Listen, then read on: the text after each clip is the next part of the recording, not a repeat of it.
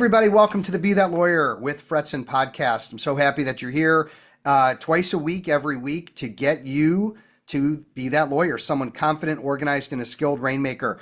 If you're hearing about Fretzin for the first time, we are here to provide video and audio and written material, anything we can do to help you be that lawyer. And also, if you want some coaching, we can talk about that too. But mostly, I want to just help the legal industry be its best version and help you and all individual lawyers be their best selves and live their best lawyer life.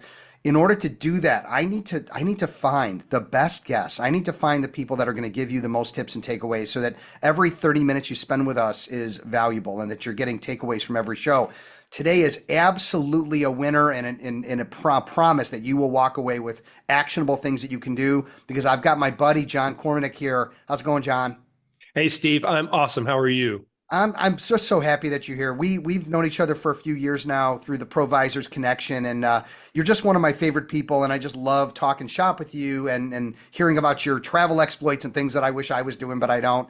But I'm thrilled that you're here. Let's start off with our quote of the show. Then we're going to take a deep dive into helping these lawyers live their best lives. So here we go. This is a Steve Jobs quote. People think focus means saying yes to the thing you've got to focus on, but that's not what it means at all. It means saying no to the 100 other good ideas that are there. So I don't think people realize the importance of saying the word no. But welcome to the show, and take a moment on that quote and explain what your take is on it. Yeah, Steve, thanks. And Steve Jobs, you can love him. He was a brilliant man. You can hate him because now we're all tied to our devices. Yeah. And our devices created the thing that Steve is warning against, right? This is a world of opportunity and is all there for us. And that opportunity, the multitude of opportunity gets in the way of us being able to focus on the thing that is most important, that will move us forward in this moment. And so I think, I think the world is wonderful. I think opportunity is great. And I also know that it creates a struggle for us all in that we are distracted. Yeah. It's really crazy. I mean, sometimes I'm driving my car and I'm listening to some tunes or something, and I just like touch my phone and I go, what the frick was that? Why did I just I'm not going to look at it. Okay. I'm cool with that. Like, I'm not going to look at my phone when I'm driving, but why did my hand just touch? We are so conditioned at this point. I'd like y'all to kind of take a moment and just think about how many times a day you look at your phone. Even when you're watching another screen, you're looking at your computer monitor or your TV or something, and you're looking at your screen. Sometimes I look over at my wife and she's on her screen in front of a screen, and I am too. And I'm like, what is going on right now? But I think the other part of it is that we want to say yes to things because we're opportunistic and we see potential value and benefit there. But at what cost? What's the cost we're paying to take on that additional matter, or to take on a board position, or to join another group, or to do something at the risk of losing focus on what we really should be doing, or how we should be spending our time? That's exactly right. And lawyers are service-based individuals. So when we have an opportunity to serve, our immediate gut reaction is to say yes. We don't slow down and think, if I say yes to this, what is the impact? What is the impact on my time, on my ability to perform at my best, for other things? So it's that reaction. And like you said, right, we're programmed. I will tell you, I am very proud of a habit I've developed. I will walk my dog multiple times a day, of course, but one of those walks for 30 minutes, my phone stays home. Nice. I don't even take it with me, Yeah. so I can't be distracted by it. Nice. I love that. I occasionally do that. The other thing I do is with what I guess is now being called micro learning, where, I'll put on something educational or some news or something that improves my brain or education. But the other thing is just walking the dog and listening to the birds and just paying attention to the surroundings. There's so much value in that.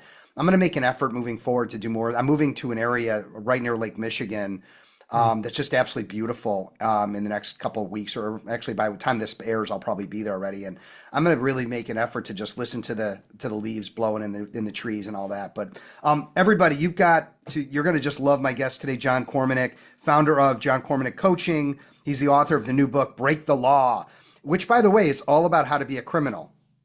No? Break the law, No, isn't that? Isn't no, it? no, no. Okay, all right, man. I totally misread that book. Okay, but no, but let's hear your background and leading into this new book that you've got out, and then we'll take a deep dive into the coachings and teachings that you provide. You bet. I practiced law for 25 years. I owned and led a successful law firm for 16. I did not leave the law and become a coach because I was burnt out or stressed out. I loved being a lawyer. I was a criminal defense lawyer. I was in court. I loved it. I left because I wanted to have a greater impact in the world. I'm going to pull another Steve Jobs idea. We're all put on the planet to make a dent in the universe. Mm, I didn't think my dent was big enough as a criminal defense attorney. And so yeah, now I coach people all over the world, lawyers all over the globe.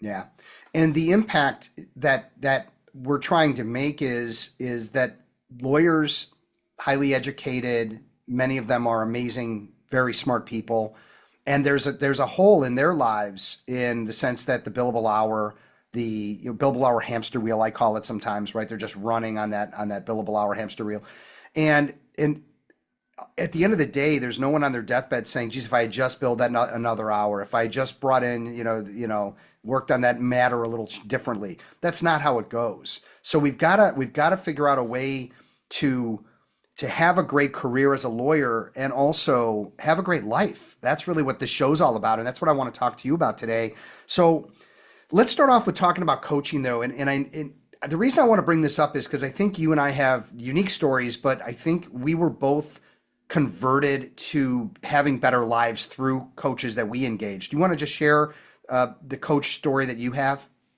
100%. Yes, I was working with a coach as a lawyer to improve my practice. I didn't know you at the time. I probably would have hired you, my friend, Okay. because you do outstanding work. But I was working with this coach, and the coach actually went to law school with me. His name is Mike Lindstrom. And we went to law school together, and he didn't practice law. He went right into personal development. And we hooked up, and we were talking, and he helped me build my practice and get it solidified and be able to unplug and walk away. And then he had me do a 20-year vision of what I wanted. And that's where the greater impact came from. It wasn't just a thought, it was doing the work of stopping and thinking and looking outside of myself and stepping off that hamster wheel that you describe. Yeah. And when I did that, that impact really came to the front. Yeah. And so I could have created a national practice and had a greater impact as a lawyer, but I wanted to impact the people who impact others' lives because the ripples would be bigger. And that's how I came to be a coach. Yeah. Sometimes it takes an outside set of eyes. It takes someone that has a different perspective to help get you through, the woods and really see clearly. My story's similar. I hired a coach, before I started working in my own business. In fact, he inspired me. I was paying him a ton of money, and I said, "How do I do what you do?" And he says, "Well, you pay me a lot more money, and I'll show you." I was like, "Oh, great," which happened. That happened. So I kind of went under his wing for about a year, but what he did initially, because I was making great money in sales, like I thought I was kind of the shit and all that. But what he did was he sat down and he just dissected everything that I was doing and how I was really, and what I hadn't really kind of considered it was I was successful, so I didn't really see the gaps. And I didn't really understand the time I was wasting in the kind of things I was missing. And just to have another, again, set of eyes do that. And then when he then explained to me, "Oh, there's a process that solves that." Oh, okay. And so he really inspired me to take a different look at what I was doing. And that, I doubled my sales in about 6 months. And I was like, holy crap. I want to Yeah. do this. So I did that, worked on him for a little bit, kind of recognized we had some differences, and I had to then create, my own systems and everything else and build it out. But ultimately, I think it's just important, even if you don't hire a coach, to meet with the coach and evaluate the coach, but also have them evaluate you and see Yes. what you can learn. Like, so if somebody meets with us and they don't end up not working with us, okay, but they walk away with clarity of what they might be doing, that they should be doing better, or things that maybe they're saying yes to too many things, whatever it might be, having that outside set of eyes. It doesn't cost you anything to just take 30 minutes to meet with someone, especially if they're validated well. You know what I mean? Like, it's not Yes. like I'm reaching out and soliciting people, right? And you're not either. If somebody tells you about a coach, or if you're following someone and you can see they're absolutely credible, what's the harm in meeting with them?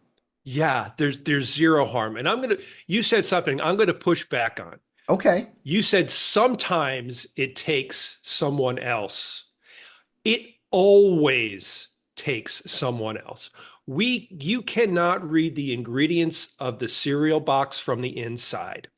We all think that we're capable of doing it, and we're lying to ourselves. There's a reason that Olympic and professional athletes have coaches. There is a reason. They are world class, and they know that having someone else's eyes on their, not only their physical performance, but on their mental story is critical to reaching their full potential. Yeah. So that's just, again, a little bit of us, talking shop, but really encouraging you as a listener to consider whether it's operational help, it's scaling, it's business development, marketing, it's just personal life stuff, to talk with someone and just get that second opinion. The 100%. the other thing is, there's so many lawyers right now that are busier than they've ever been. I mean, just flooded. And the ability to get help and delegate work has been challenging. Yet there's still ways that we need to try to figure out how to find gaps of time and continue to, not ignore our families or whatever it might be. So what are some of the things that I would call like time management hacks, or things that you are kind of picking out to try to help your clients to improve and focus on BD, or focus on just being healthy or working out or whatever, when they're feeling under the gun at the office? You bet. Couple things. I despise the term time management, because there is no pause button on the clock. It does not care about you. You cannot stop it. It keeps moving. Let's talk about time mastery. And time mastery, we're going to go back to Steve Jobs and the quote that you started with. It's saying no. You have to identify the things that only you can do at a high level, and then do those. Is it easy? No, it's not easy. Yeah. Can you do it today? Is it a light switch? No, it's not a light switch. But it all begins with identifying that. That's the Yeah. first thing. What are the things that only I can do? And you got to be honest with yourself. I push back. I have people, as you said, right? People will call me for a 30-minute discovery call, and we talk, and I ask them about that question, and they'll list a whole bunch of things. And many of them are not only things that they can do. They're things that they're comfortable with. They're things that they like doing, but they're not only things that they can do. So that's number one. Number two, always, always, always, always remember, you are the center of the hub, you as the lawyer. Without you, none of it happens. Your clients aren't served, your family isn't taken care of, your community isn't enriched. And so when it comes time to you, remember that. Without you, none of it happens. It's like put the oxygen mask on first on an airplane. Yes, 100%. Yeah, I have a client, when we started working together, she was complaining about how overwhelmed she was. And we literally went through a list of all the things that she has coming up. And there was one that was going to take up a lot of time for preparation. It was a presentation she had committed to. And I said, how far away is this? And how deep are you? And I said, Do you think you could, let's create an email and let's send it to this person that's in charge and just apologize and say, look, you're beyond capacity. You're not going to be able to put everything into it. And when she got out of it and the person's like, oh my God, don't worry about it. It's no problem. And she came back to me and she's like, are you freaking kidding me? Like that would have taken me like 50 hours or something insane of my time that I don't have. So really make a list of all the things that you're obligated to or that you believe you are, and really start to cut away and chip away at the things that aren't being beneficial, so you have some gaps of time that you can use. What other time, not time management but time mastery hacks? I almost said it. Now you got me freaking out about saying time management. Thanks a lot. But what's another one that you would recommend that really helps lawyers when they're feeling stressed out and they've got, especially when they have like what would seem to be urgent things coming at them that sort of hijack their day? Yeah. And look, as I said, I practice criminal defense, right? It was a very volatile, uncertain, complicated, and ambiguous day that I would have, VUCA days, right? And so the one thing that, a second thing that you can do, right? First is identify. The second thing that you can do is, eat the frog. Do the thing that you've been avoiding. Because once you get that thing done and off your plate, number one, psychologically, it has a huge impact on you because it's not weighing you down anymore. Number two, you've moved it along. Number three, you can reward yourself. And we don't do that enough. I celebrate with my clients all the time.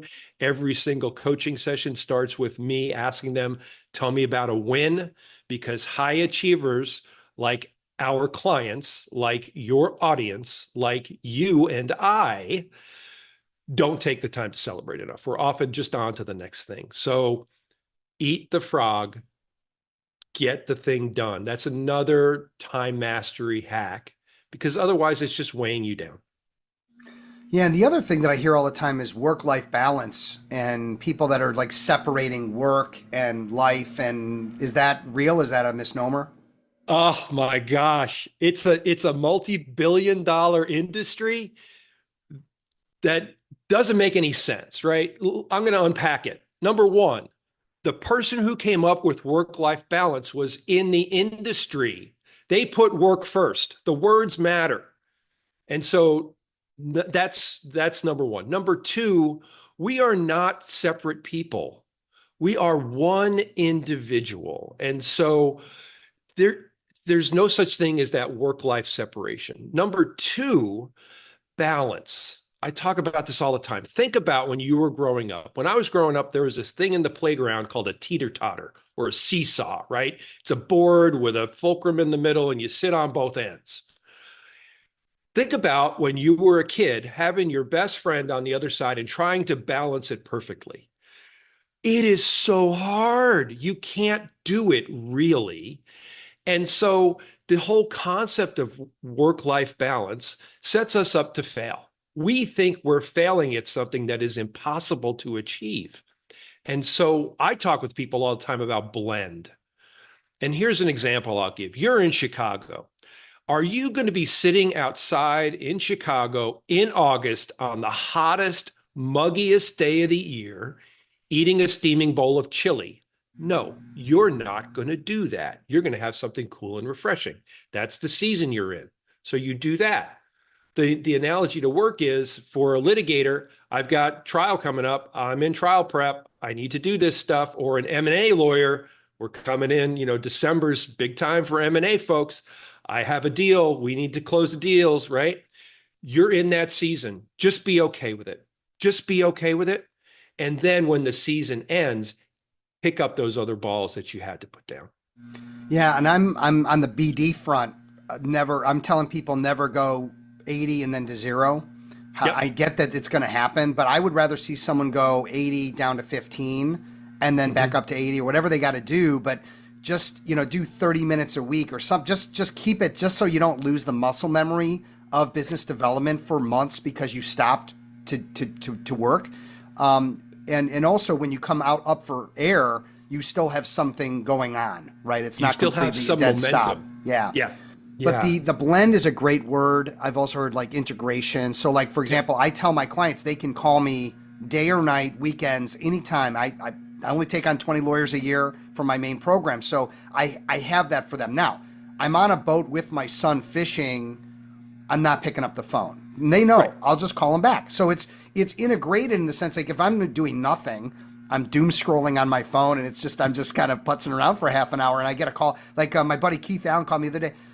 Absolutely, I want to talk to you, man. I love you. You're my one of my favorite people. And so like I think that integration is more realistic today than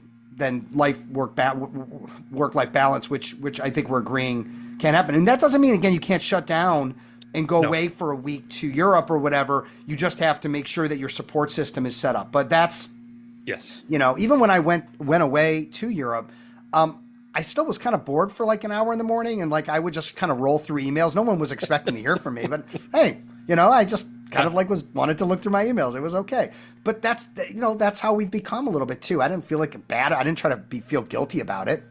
Yeah. And I would say you have to step away.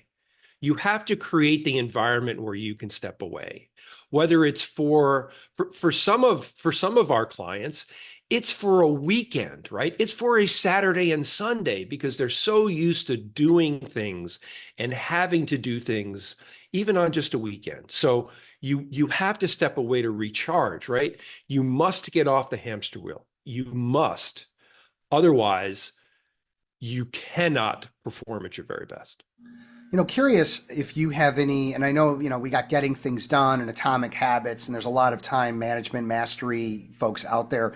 One that's been coming up lately, and I have, I've got my take on it, but any thoughts on email jail? I mean, lawyers that are 2, 3, 4, 500 emails behind, and they're feeling like they're working out of their inbox all day, and that's dictating. So they're not eating any frogs. And by Right. the way, if you don't know what that means, it means do the most difficult thing first. Just eat the frog, Yes. get it over with. And shout out to Brian Tracy. But Yes. it's what do you how are you helping coach the lawyers that are just destroyed by email every day? Yeah. Email is everyone else's priorities, period. You will not find your priorities in your email. And so when I suggest things to lawyers to be in this time management, time mastery space, it is do not open your email first thing in the morning. You have been trained to do it. It is a Pavlovian response. It's like we talked about before, just reaching for your phone, right? It Yeah, is for a no reason. Pavlovian thing. So don't do it, right? You take care of your thing first, and that requires you to identify what that is, to set your environment up so that it is inevitable that you do that thing, whether it's having the paper file on your desk ready to go, whether it's having a pad and to make some notes ready to go, whether it's having case law, whatever it is, whether it's having your list of referral sources that you want to contact, whatever it is, identify that so that when you sit down at your desk, you can't help but do that first. And then you can go to email jail if you want to. There are programs out there are people out there to help you with email. If you got questions about that kind of stuff, contact Steve, contact me. Happy to talk with you about it, get you the right places. But you can't be spending your time in your email because you are just reactive then and you're not strategic and responsive. Yeah. Hey, if you had to give one tip for lawyers to live their best lawyer life, right? I mean that the idea that they can have the cake, eat it too, and just like finish up a career, like the best possible way. What's your suggestion? My I think my suggestion is no, I know my suggestion is understand that you do hard things every day. You do hard things every day. You don't think they're hard because what by the time you're done doing them, you've done them. So it's like, oh, that wasn't that bad. understand you do hard things every day. And when you think and you get nervous about not going into your email first because you have to be responsive to clients immediately. When you think about, I have to answer the phone right here, right now, even though it's going to interrupt me from doing deep work and it's going to set me back 23 to 25 minutes to get back to that deep concentration space. You do hard things all the time. You can do this stuff as well. Yeah. Have the confidence to step outside of what you know well and do other things. And Yes. business development, marketing, developing SOPs and processes for your firm, all hard. But by the Yes. way, can all be made easier Yes. with help. It's not, Yes. you don't become a lawyer without going to law school, right? Right. And you don't become a doctor without going to medical school. Yet you're going to be this, great rainmaker without any help at all because you're smart. If you're smart, you get help. That's what smart people do. So again, I'm not here to straight up plug what John and I do and all the other professionals. There's a lot of bad actors out there too. You have to Yep. you have to really know that you're talking to the people that are referred and everything. But I think you're right that it's stepping out of your comfort zone and focusing on things that are important to you in your career, whether that's getting your act together on the time mastery side, or whether it's realizing, hey, I want to build out a firm. And in order to do that, there's management and leadership and culture and things that I have never experienced.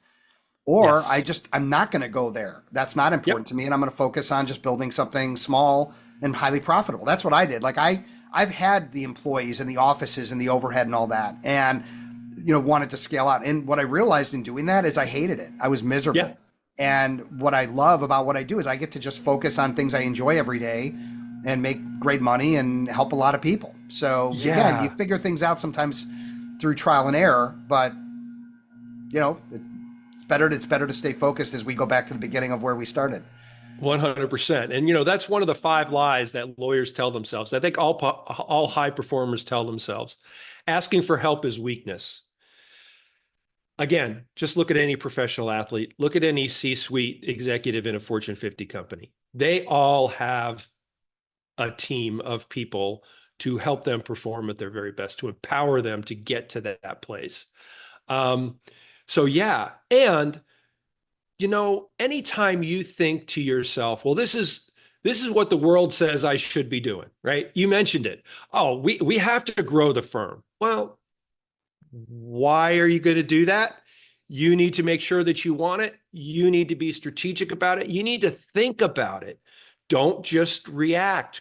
As Viktor Frankl says, right? You got to create the space between the stimulus and response. And that space is time, and it's clarity, and it's critical.